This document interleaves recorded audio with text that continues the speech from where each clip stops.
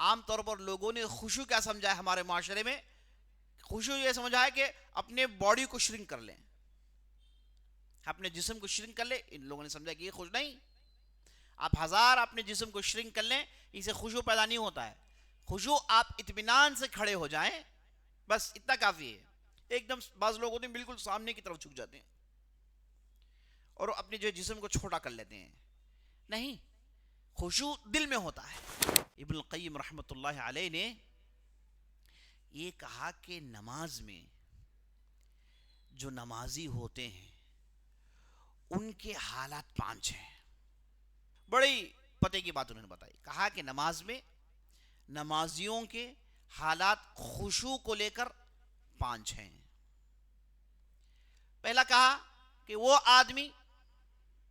آدمی جو نماز کے لیے آتا ہے، اللہ اکبر کہتا ہے، اس نے نہ ٹھیک سے وضو کیا، نہ اس نے ٹھیک سے رکعت باندھا، نہ وہ نماز کو ٹھیک سے پڑھ رہا ہے، نہ اس کے سجدے ٹھیک ہیں، نہ اس کے رکوع ٹھیک ہیں، یعنی اسے بیسک میں ہی معاملہ ہے. یہ پہلے قسم کے لوگ ہیں جو کہ ہمارے معاشرے میں ایسے ہی زیادہ ہیں، ہے نا. عام طور پر لوگوں نے خشوع کیا سمجھا ہے ہمارے معاشرے میں؟ خشوع یہ سمجھا ہے کہ اپنے باڈی کو شرنک کر لیں، اپنے جسم کو شرنک کر لیں. ان لوگوں نے سمجھا کہ یہ خشوع نہیں. آپ ہزار اپنے جسم کو شرنک کر لیں، اسے خشوع پیدا نہیں ہوتا ہے. خشوع آپ اطمینان سے کھڑے ہو جائیں، بس اتنا کافی ہے. ایک دم بعض لوگ ہوتے ہیں بالکل سامنے کی طرف جھک جاتے ہیں اور اپنے جو جسم کو چھوٹا کر لیتے ہیں. نہیں، خشوع دل میں ہوتا ہے. اسی لیے نبی صلی اللہ علیہ وسلم حدیث میں ارشاد فرمایا، الا ان فی الجسد مضغہ اذا صلحت صلح الجسد کلہ واذا فسدت فسد الجسد کلہ. کہا کہ دل میں ایک ایسا گوشت کا ٹکڑا ہے، یہ اگر اچھا ہو جائے تو پورا جسم اچھا ہو جاتا ہے، اگر یہ خراب ہو جائے تو سارا جسم خراب ہو جاتا ہے. تو یہ جو دل ہے نا، یہی تمام اچھائیوں کا مرکز ہے، یہیں سے انسان ہے. تو آدمی کو خشوع دل میں لانا ہے، نہ کہ جسم میں. آپ ہزار جھک جائیں، ہزار اپنے آپ کو چھوٹا کر لیں، ہزار آپ حرکتیں کر لیں، لیکن اس سے آپ کو خشوع ہونے والا. اطمینان سے کھڑے ہو جائیں. ہاں ضرور آپ اپنے حرکتوں کو کم کر لیں، بلکہ نہ کے برابر کر لیں، ہے نا. نماز میں کھڑے ہونے کے بعد بعض لوگوں کی عادت ہوتی ہے کہ اپنے داڑھیوں سے کھیلتے ہیں. ہاں، بعض لوگوں کی عادت ہوتی ہے کہ وہ ادھر ادھر، ہے نا، اپنے ہاتھ اپنے پیر ہلتے رہتے ہیں. حرکتیں نہ کریں. نماز میں حرکتیں بالکل کم ہوں. یہ حرکتوں کا کم ہونا آپ کو خشوع پیدا کرنے میں ساتھ دیتا ہے. حرکتیں آپ نے کم کی، آپ کو خشوع پیدا کرنے میں یہ چیزیں آپ کو ساتھ دیں گی. تو ابن القیم رحمۃ اللہ علیہ نے کہا کہ پہلے قسم کے وہ لوگ ہیں جو نہ وضو ٹھیک سے کرتے ہیں، نہ ان کے جو نماز کے ارکان واجبات ہیں ٹھیک سے ہوتے ہیں. اور یہ اتنی سچی بات ہے، اور یہی اکثر لوگ کرتے ہیں، ہے نا. آپ وضو لے کر دیکھیے، وضو آپ دیکھیے کتنے لوگ جو وضو کرتے ہیں زیادہ ناک میں پانی نہیں لیں گے، پانی ناک میں باہر ہی سے معاملہ ختم. اس کے بعد یہ کہنیوں کو ٹھیک سے دھوتے نہیں ہیں، ٹخنوں میں ٹھیک سے پانی نہیں ڈالتے ہیں، مساج ٹھیک سے نہیں کرتے ہیں، چہرہ پورا نہیں دھوتے ہیں، ہے نا. وضو بعض لوگ ہوتے ہیں وضو 1 منٹ میں ختم ہو گیا، مطلب 10 سیکنڈ میں ختم ہو گیا، کوئی جو ہے اس میں کنسنٹریشن نہیں، جھٹا جھٹ. ایسا آپ وضو کریں گے، وضو کے آپ نے ارکان چھوڑ دیے تو نماز میں کہاں سے آپ کو فائدہ ملے گا اس کا. تو پہلا قسم، وضو ٹھیک سے نہیں کیا، نماز ٹھیک سے نہیں پڑھی. اور میں ہمارے معاشرے میں دیکھتا ہوں کہ نماز کو لے کر لوگ کھڑے ہو جاتے ہیں اور آسمان کی طرف دیکھتے ہیں، پتہ نہیں کیا ہے. اور جنازے کی نماز میں ان لوگوں نے طریقہ ہی بنا لیا ہے، جیسے ہی امام صاحب اللہ اکبر کہتے ہیں سب آسمان کی طرف دیکھتے ہیں. بھائی آسمان کی طرف دیکھنے سے منع کیا گیا ہے، بلکہ یہاں تک کہا گیا ہے اگر کسی نے نماز کی حالت میں آسمان کو دیکھا تو مجھے ڈر ہے کہ اس کا سر گدھے کا سر بن جائے. نبی صلی اللہ علیہ وسلم نے کہا ہے. تو آسمان کی طرف دیکھنا بالکل منع ہے، لیکن ہمارے معاشرے میں لوگ کرتے رہتے ہیں، ہے نا. اور اس کے بعد سجدے میں اتنی، اچھا رکوع میں اتنی ساری غلطیاں، پیٹ سیدھا نہیں ہوتا، ہے نا. بعض لوگ ہوتے ہیں گھٹنے کے نیچے پکڑتے نہیں، گھٹنوں میں ہاتھ پکڑنا چاہیے، گھٹنے کے نیچے پکڑنے کی ضرورت نہیں ہے. اتنا آدمی جب پیٹ سیدھی ہو، اتنے سارے مسٹیکس. سر بعض لوگوں کا اوپر ہوتا ہے، سر بھی سیدھا ہونا چاہیے رکوع میں. اور جب آپ سجدے میں جاتے ہیں مشہور غلطی یہ ہے کہ دونوں کہنیوں کو زمین میں لگا دیتے ہیں. سجدے کے دوران دونوں کہنیوں نہیں لگانا چاہیے, اتنا ہی لگے گا, دونوں کہنیاں اوپر ہوں گی اور آپ کا ماتھا ناک زمین میں لگے گا. بعض لوگ ناک نہیں لگاتے, یہ بھی میں نے دیکھا ہے, صرف ماتھا لگاتے ہیں سجدے میں, ناک نہیں لگاتے. ناک اور ماتھا یہ دونوں لگنا ہے, اور ہتھیلیاں ٹھیک سے جیسے زمین میں ہو, اور گھٹنے اور اس کے بعد پیر کے انگلیاں پورے زمین میں ٹھیک سے رہیں. بعض لوگ ہوتے ہیں گھٹنے تو لگتے ہیں ان کے, لیکن پیچھے سے پیر اوپر اٹھ جاتے ہیں, پیچھے سے پیر اوپر اٹھا لیتے ہیں. پیر زمین میں لگنا ضروری ہے. اگر کسی نے پیر نہیں لگایا, اگر وہ کر سکتا ہے, اسے کچھ تکلیف نہیں ہے, وہ کر سکتا ہے, اس نے نہیں لگایا تو اس کا سجدہ ہی نہیں ہے, وہ رکن ہی نہیں ہوا, وہ نماز ہی نہیں ہوئی.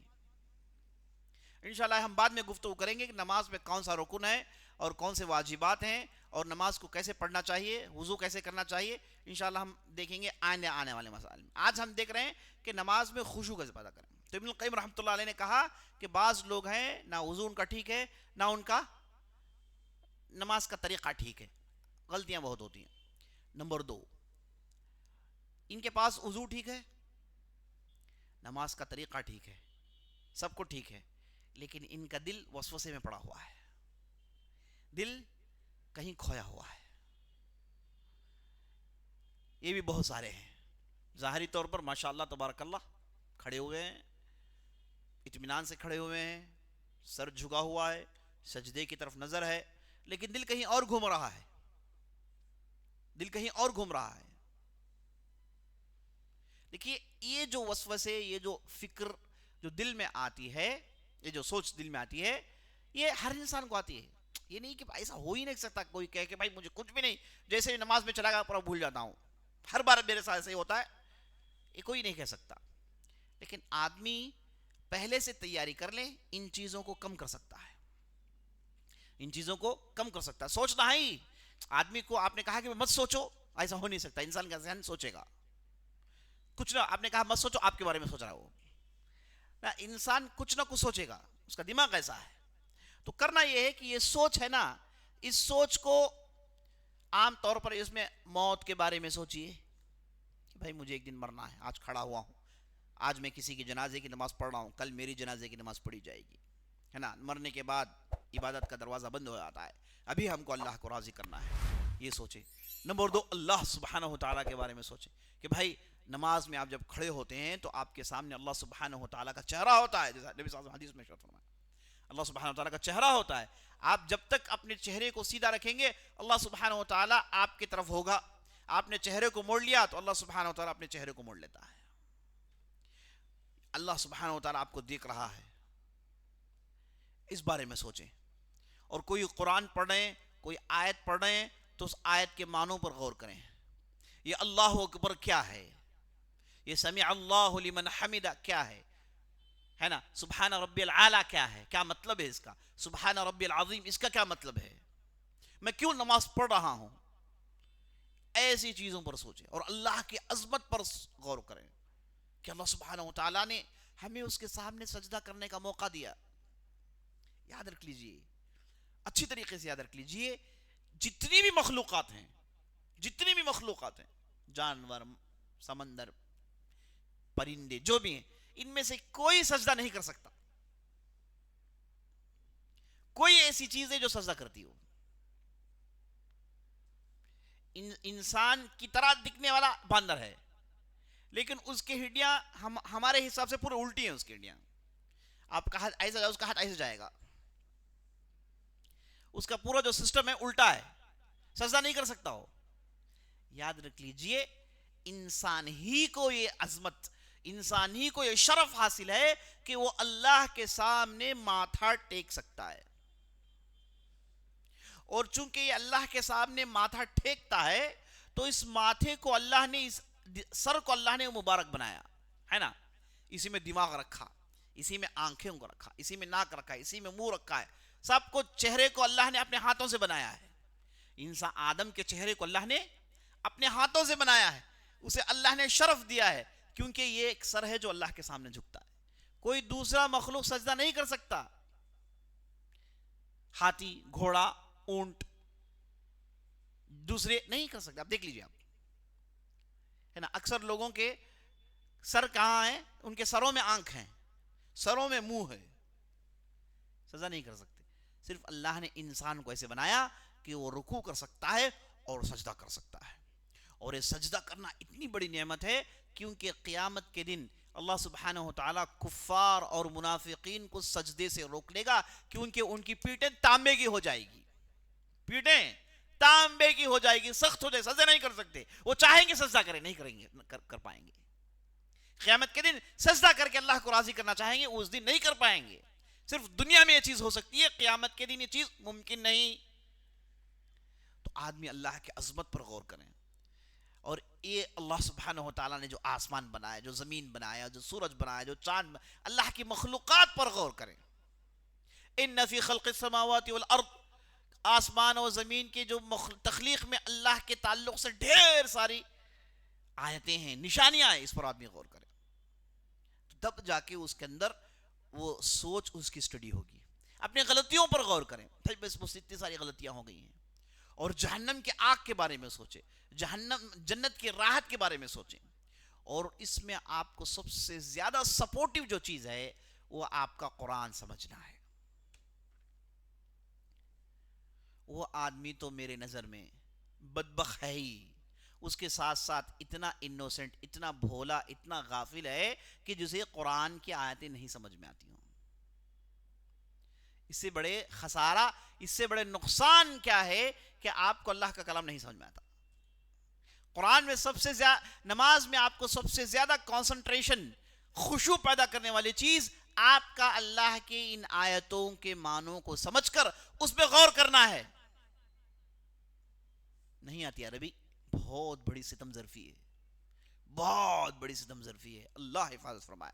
اگر کسی کو نہیں آتی ترجمہ سے کام چلائیں، اس پر غور کریں، اس سے آدمی کا خشوع بنتا ہے۔ تو پہلا وہ آدمی جس نے وضو ٹھیک سے نہیں کیا، نماز سے ٹھیک نہیں پڑھا، یہ تو گنہگار ہے، اسے تو پکڑا جائے گا قیامت میں۔ نمبر دو، یہ آدمی ظاہری طور پر ٹھیک ہے لیکن اندر سے پورا خالی ہے، اندر سے پورا خالی ہے، قرآن پڑھتا ہے کوئی اثر نہیں۔ ابو بکر صدیق رضی اللہ عنہ کے تعلق سے آتا ہے، ہم یہ واقعہ جانتے ہیں کہ آپ صلی اللہ علیہ وسلم نے آخری زندگی کے اس حصے میں جب آپ صلی اللہ علیہ وسلم بیمار تھے تو آپ صلی اللہ علیہ وسلم نے کیا کہا؟ جب بھی وہ بیدار ہوتے بے ہوشی سے تو فوراً پوچھتے کہ اصل الناس، کیا لوگوں نے نماز پڑھ لی؟ تو کہتے ہیں کہ نہیں، آپ کے انتظار میں ہیں۔ تو آپ صلی اللہ علیہ وسلم نے کیا کہا؟ مری ابا بکر فلیصلی بالناس، ابو بکر سے کہو کہ وہ لوگوں کی امامت کرے۔ تو جواب کیا ملا آپ صلی اللہ علیہ وسلم کو؟ کیا ملا آپ صلی اللہ علیہ وسلم کو؟ انہ رجل الیف لا یصبر، وہ امامت نہیں کر سکتے، قرآن پڑھ کے وہ ٹھیک ڈھنگ سے نماز پوری نہیں کر سکتے، اتنا روتے ہیں، قرآن کی آیتیں شروع ہو جائے تو آنکھوں میں آنسو جاری ہیں، وہ ٹھیک سے امامت نہیں کر سکتے۔ یہ جواب آپ صلی اللہ علیہ وسلم کو دیا گیا۔ تو ابو بکر رضی اللہ عنہ کی صفت کیا تھی کہ وہ نماز میں کھڑے ہو جاتے تو اتنا روتے کہ آپ صلی اللہ علیہ وسلم کے تعلق سے بھی آتا ہے کہ آپ صلی اللہ علیہ وسلم جب نماز کے لیے کھڑے ہو جائے، ایک صحابی آئے آپ صلی اللہ علیہ وسلم کے بغل میں کھڑے ہو گئے، انہیں خواہش تھی کہ آپ صلی اللہ علیہ وسلم کے بغل میں نماز پڑھیں، تو نماز پڑھا تو اس کے بعد وہ گئے، ان کے لوگوں نے پوچھا کہ بھائی کیا اسپیشل دیکھا؟ تو انہوں نے کہا کہ میں نے تو ایک پکتی ہوئی ہانڈی کی آواز سنی، میں نے ہانڈی جو پکتی ہے تو اس میں جو آواز آتی، کیسی آواز آتی ہے؟ پکنے کی آواز۔ کہا کہ میں نے یہ آواز سنا ہے۔ کیا مطلب؟ آپ صلی اللہ علیہ وسلم اندر سے سکڑتے ہیں، گھٹتے ہیں، آیتیں پڑھتے ہیں تو آپ صلی اللہ علیہ وسلم کو وہ رونا آتا ہے، تو کہتے ہیں کہ میں نے یہ آواز سنی۔ اور عمر بن خطاب رضی اللہ عنہ کے تعلق سے آتا ہے کہ وہ ہمیشہ سورۃ یوسف پڑھنا چاہتے ہیں لیکن جب بھی شروع کرتے مکمل نہیں کر سکتے، جب بھی شروع کرتے مکمل نہیں کر سکتے، اتنا روتے کہ پیچھے سے نمازی کہتے ہیں کہ اللہ اکبر، رکوع میں چلے جائیں، آپ اس کے بعد اسٹڈی ہو کے نہیں پڑھ سکتے آپ نماز۔ قرآن کی آیات کا اتنا اثر ہوتا ہے، تو اللہ کی عظمت اور اللہ کی خلاقیت، اللہ کی رزاقیت پر آدمی جب غور کرتا ہے تو دل میں خشوع پیدا ہوتا ہے۔ دوسرا آدمی جو خشوع نہیں کرتا۔ تیسرا وہ آدمی جس کے پاس ظاہری نماز تو ٹھیک ہے، خشوع بھی ہے، لیکن یہ شیطان سے لڑتے رہتا ہے، دیکھیے دو چیزیں ہیں، ایک ہے وسوسہ، ایک آپ کی سوچ ادھر ادھر بھڑکتی ہے. وسوسہ شیطان نے نہیں ڈالا، آپ پہلے سے گھوم رہے ہیں کدھر، سوچ میں ادھر ادھر گھوم رہے ہیں. وسوسہ تو شیطان ابھی ڈالا ہی نہیں. وہ دیکھا پہلے سے آدمی بزی ہے، اور میں کیا بزی ہوں، اسے تو چھوڑا ہوا ہے آپ کو، ہے نا. جب آپ اپنے سوچ کو کنٹرول کر لیتے ہیں تو اس کے بعد وہ وسوسہ ڈالتا ہے. سمجھے آپ؟ اس کا وسوسہ ڈالنا الگ ہوتا ہے. اسی لیے نبی صلی اللہ علیہ وسلم نے کہا کہ شیطان بندوں کے نمازوں سے چراتا ہے. اچھا خاص آدمی آپ دیکھیں گے، پلٹ کے دیکھے گا نماز میں، کبھی کبھار ہو جاتا ہے اسے، تو شیطان پیچھے لگا، وہ وسوسے ڈالتا ہے. تو چوتھا وہ آدمی ظاہری نماز بھی ٹھیک ہے، باطنی نماز بھی ٹھیک ہے، اور وہ شیطان کے وسوسوں سے بھی محفوظ ہے. تو آپ کے سامنے کتنے آ گئے؟ 4 آ گئے. پہلا، نماز ٹھیک سے نہیں پڑھ رہا، نہ اس کا وضو ٹھیک ہے، یہ تو گنہگار ہے. دوسرا، وہ ظاہری طور پر تو پورا ٹھیک ہے لیکن اندر سے گھوم رہا ہے نا، وہ خشوع نہیں ہے. تیسرا، خشوع ہے، اپنی سوچ کو اس نے قابو میں لا لیا لیکن شیطان سے جھگڑ رہا ہے، شیطان کے وسوسوں کو روک رہا ہے، شیطان سے لڑائی چل رہی ہے، ایک جہاد جاری ہے. یہ آدمی کے گناہ معاف ہوتے ہیں. نمبر 4 وہ آدمی، یہ تو بھائی اس کا وضو بھی ٹھیک ہے، نماز بھی ٹھیک ہے، سوچ بھی قابو پر ہے، شیطان کا وسوسہ بھی قابو پر ہے، بلکہ یہ ایک دوسری وادی میں ہے. نماز کے لیے کھڑا ہوتا ہے تو اس کا دل اللہ کی محبت سے، اللہ کی عظمت سے اتنا بھر جاتا ہے کہ اسے نماز میں مزہ آتا ہے. یہ 5واں درجہ ہے، یہ مقربین کا درجہ ہے. اولئک هم المقربون، جو اللہ کہتا ہے یہ مقرب ہے جو اللہ کے پاس، جو یہ بیسک سے تو اس تو کپ میں ٹاکل کر لیا. اب تو اس کا معاملہ یہ ہے کہ اللہ کی محبت، اللہ کی عظمت، اللہ کا ڈر اتنا اس کے دل میں بھرا ہوا ہے کہ یہ اسے مزہ آ رہا ہے. پہلے چاروں کو مزہ نہیں آ رہا، جو چوتھے درجے کا ہے اسے مزہ نہیں آ رہا، وہ تو لڑ رہا ہے، اپنی نماز کو صحیح کر رہا ہے بس. اصل جو فائدہ لوٹنا ہے نماز سے، اللہ کی قربت کا، اللہ کی محبت کا، اللہ کے نعمتوں پر غور و خوض کرنے کا، یہ 5ویں درجے کے آدمی کے پاس ہے. اسی کو مقرب کہتے ہیں، اسی کو مقرب کہتے ہیں. جیسے ہی نماز میں داخل ہوتا ہے یہ اپنی وادی میں گم جاتا ہے. یہ اللہ کی نعمتیں، یہ اللہ کی جنت، اللہ کا بنایا ہوا جہنم اور موت کا ڈر، قبر کی عذاب، ان چیزوں کے تعلق سے سوچتے ہوئے، قرآن کی آیتوں کو سوچتے ہوئے اتنا اسے مزہ آتا ہے، اتنا مزہ آتا ہے، اللہ اکبر، اس کا آپ مت پوچھئے. اور یاد رکھ لیجئے یہ چیز، یہ جو 5واں درجہ ہے، آپ کو اس وقت تک نہیں ملنے والا ہے جب تک آپ اس کے لیے محنت نہیں کرتے. جیسے امام سفیان الثوری رحمۃ اللہ علیہ ثابت ہے کہ میں نے میری نماز کو بنانے کے لیے 20 سال محنت کی، اس کے بعد مجھے نماز میں مزہ آیا. اس کا مطلب یہ نہیں کہ بھائی 20 سال میں چھوڑ دیتا ہوں، یہ نہیں. کوشش کرے آدمی. بعض لوگوں میں دیکھتا ہوں واقعی ان کی نماز جو ہے نا وہ کانسنٹریشن کے ساتھ، وہ خشوع کے ساتھ وہ پڑھتے ہیں، اکثر ہیں لوگ ایسے، کئی لوگوں میں دیکھتا ہوں، لیکن بہت ہی کم ہے، بہت ہی کم ہے. تو عزیز ساتھیوں، ہمیں کیا کرنا چاہیے؟ ہمیں نماز میں خشوع پیدا کرنے کے لیے ہر ممکن کوشش کرنی ہے.